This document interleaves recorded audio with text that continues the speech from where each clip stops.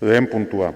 Indarkeria matxistaren biktima diren emakumeen eta seme-alaben eskubideak arreta prozesu guztiaren erdian kokatzea.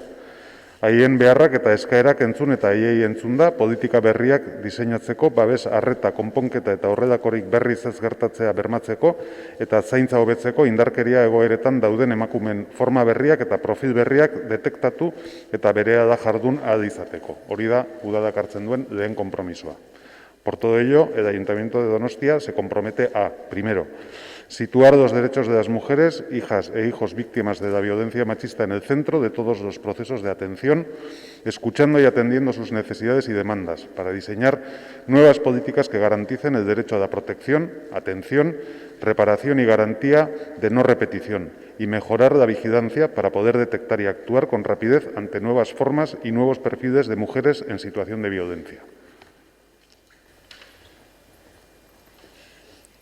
Bigarren puntua, indarkeria matxista mota guztiei aurre egin behar dieten emakumeentzako eta seme-alabentzako arreta eta laguntza zerbitzuak mantendu, hobetu eta egokitzea. Ikuspegi konpontzaile halako bat lagun, erakunde bakoitzaren eskumenen esparruan emakumeen jabekuntzari laguntzeko programak eta gazteen arteko indarkeriaren prebentzioa bultzatuta, etorkizuneko indarkeria egoerak saihesteko funtsezko tresna gisa. Segundo punto, sostener, mejorar y adaptar los servicios de atención y apoyo para las mujeres, hijas e hijos que enfrentan violencia machista en todas sus formas con un enfoque reparador en el ámbito de las competencias de cada institución, impulsando los programas de apoyo al empoderamiento de las mujeres y la prevención de la violencia entre la población más joven como instrumentos esenciales para impedir futuras situaciones de violencia.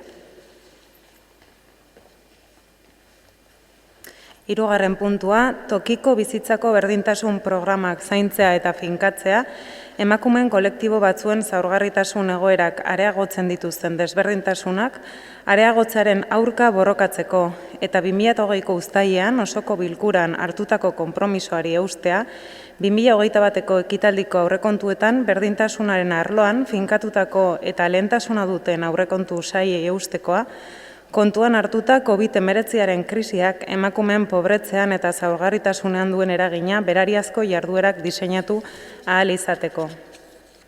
Tercer punto, preservar y consolidar los programas de igualdad en la vida local para luchar contra el aumento de las desigualdades que agudizan las situaciones de vulnerabilidad de algunos colectivos de mujeres, manteniendo el compromiso adquirido en el Pleno de julio de 2020 para mantener las partidas presupuestarias consolidadas y prioritarias en materia de igualdad para los presupuestos del ejercicio de 2021, teniendo en cuenta que el impacto de la crisis del COVID-19 está teniendo en el empobrecimiento y vulnerabilidad de las mujeres para poder diseñar actuaciones específicas de apoyo.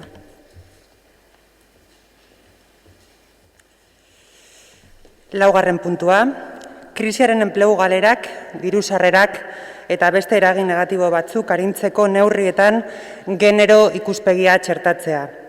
Gehiago eragin baiti emakumei eta oztopo baita indarkeria matxistako egoeretatik irten ahal izateko. Horretarako, erakundeen, udalen, foru aldundien eta Eusko Jaurlaritzaren arteko lankidetza eta koordinazioa aldarrikatzen ditugu.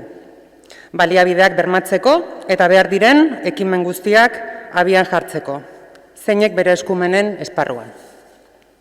Cuarto punto, incorporar la perspectiva de género en las medidas dirigidas a paliar las pérdidas de empleo, ingresos y otros impactos negativos de la crisis, que han afectado más a las mujeres y suponen un obstáculo para que puedan salir de situaciones de violencia machista, apelando a la colaboración y coordinación entre instituciones, ayuntamientos, diputaciones forales y Gobierno vasco, a fin de garantizar los recursos y poner en marcha todas las iniciativas necesarias en el marco de sus competencias.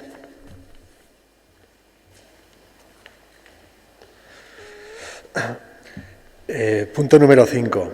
Impulsar la búsqueda de un nuevo emplazamiento de la Casa de las Mujeres como espacio de encuentro seguro donde poder llevar a cabo los procesos de reparación, memoria y empoderamiento de las mujeres de Donostia. así como el tejido de alianzas con el movimiento feminista. Punto número 6. Asimismo, hacemos un llamamiento a la ciudadanía donostiarra a apoyar la convocatoria del movimiento feminista con motivo del Día Internacional de la Eliminación de la Violencia hacia las Mujeres. Eskerrik asko.